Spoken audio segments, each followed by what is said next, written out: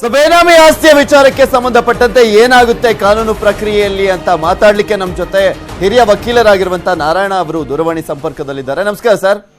ನಮಸ್ತೆ ಸರ್, ಈಗ ಐಟಿ ಇಲಾಖೆ ಬೇನಾಮಿ ಆಸ್ತಿ ಇದು ಮುಟ್ಟುಗೋಲು ಹಾಕೊಳ್ಬೇಕು ಅಂತೆಲ್ಲ ಹೇಳಾದ್ಮೇಲೆ ಯಾವ ರೀತಿಯಾಗಿರುತ್ತೆ ನೆಕ್ಸ್ಟ್ ಪ್ರೋಸೆಸ್ ಅಂತ? ನೋಡಿ, ಬೇನಾಮಿ ಆಕ್ಟ್ 2016 ಅಮೆಂಡ್ ಆಯ್ತು, ಅದು ಎಲ್ಲರಿಗೂ ಗೊತ್ತಿರ್ತಕ್ಕಂಥದ್ದು. ಓಕೆ. ಈಗ ಇವಾಗ ಬೇನಾಮಿ ಆಕ್ಟ್ ಅಲ್ಲಿ ಅವರು ಇವಾಗ ಟ್ರಾನ್ಸಾಕ್ಷನ್ಸ್ ಇವ್ರ ಕಡೆಯಿಂದ ದುಡ್ಡು ಹೋಗಿ ಮತ್ತೊಬ್ರು ಅಥವಾ ಯಾರೋ ಒಬ್ಬ ಥರ್ಡ್ ಪರ್ಸನ್ ವಿಚಾರ ಇರ್ಬೋದು ಅಥವಾ ಇಂಟ್ರೆಸ್ಟೆಡ್ ಪರ್ಸನ್ಗಳು ಯಾರ್ದಾರ ಒಬ್ಬರ ಹೆಸರಲ್ಲಿ ದುಡ್ಡುಗಳು ಯಾವ ಒಬ್ಬ ವ್ಯಕ್ತಿ ಇರ್ತಾನೆ. ಇವಾಗ ನಾನು ಇನ್ನೊಬ್ಬನ ಹೆಸರಲ್ಲಿ ದುಡ್ಡನ್ನ ಟ್ರಾನ್ಸಾಕ್ಷನ್ಸ್ ಮಾಡಿ ಯಾವ್ದೇ ಪ್ರಾಪರ್ಟಿ ಅವನ ಹೆಸರಲ್ಲಿ ತಗೊಂಡಿದ್ರೆ ಬೇನಾಮಿ ಅಂಡರ್ ಅಲ್ಲಿ ಬರುತ್ತೆ. ಓಕೆ. ಈಗ ಅಂತ ವಿಚಾರಗಳಿಗೆ ಸಂಬಂಧಪಟ್ಟಂಗೆ ಇವಾಗ ಕ್ರಿಮಿನಲ್ ಆಕ್ಷನ್ ಕೂಡ ತಗೊಳ್ಬಹುದು ವಿತ್ 7 year ಪನಿಷ್ಮೆಂಟ್ ಕೂಡ ಇದೆ ಅದಕ್ಕೆ.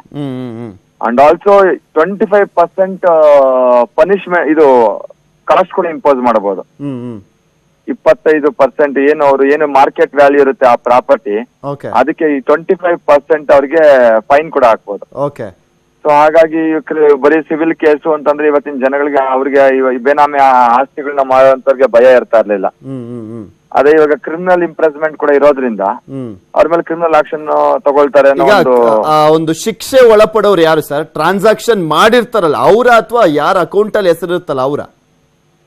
ಇಲ್ಲ ನೋಡಿ, ಯಾರ ಟ್ರಾನ್ಸಾಕ್ಷನ್ಸ್ ಯಾರ್ದು ದುಡ್ಡು ಇರುತ್ತೆ ಅವ್ರದ್ದು. ಓಕೆ. ಯಾವಾಗ ನಾವು ಇವಾಗ ಇತ್ತೀಚಿನ ದಿನಗಳಲ್ಲಿ ಒಂದು ವಿಷಯ ನಡೀತಾ ಇದೆ, D K Shivakumar and D K Suresh ಅವ್ರದ್ದು ಇರ್ಬೋದು, ಅವ್ರ ತಾಯಿ ಅಥವಾ ಅವ್ರ ರಿಲೇಷನ್ಸ್ ಇರುತ್ತೆ. ಡಿ ಕೆ ಸುರೇಶ್ ಅವರು for example D K Shivakumar ಹೆಸರಿಂದ ಅವ್ರ ತಾಯಿ ಹೆಸರಿಗೆ ದುಡ್ಡು ಹೋಗಿರುತ್ತೆ. ಹೌದು. ಅವ್ರ ತಾಯಿಗೆ ಇದ್ರ ಬಗ್ಗೆ ನಾಲೆಡ್ಜ್ ಇರೋದಿಲ್ಲ. ಹೌದು. ನಾಲೆಡ್ಜ್ ಇಲ್ಲ ಅಂದಾಗ ಅದು ಟ್ರಾನ್ಸಾಕ್ಷನ್ಸ್ ನ ಅವ್ರ ತಾಯಿಗೆ ಹೇಗ್ ಬರುತ್ತೆ? ನಾಲೆಡ್ಜ್ ಇರೋದು ಡಿ ಕೆ ಶಿವಕುಮಾರ್ ಅವ್ರಿಗೆ ತಾನೇ ಪನಿಷ್ಮೆಂಟ್ ಆಗ್ಬೇಕು. ಓಕೆ. ಸೊ ಅವ್ರಿಗೆ ಪನಿಷ್ಮೆಂಟ್ ಆಗತ್ತೆ. Okay okay okay. Thank you Narayana ಅವರೇ, ನ್ಯೂಸ್ 18 ಕನ್ನಡದ ಜೊತೆ ಮಾತನಾಡಿದ್ದಕ್ಕೆ.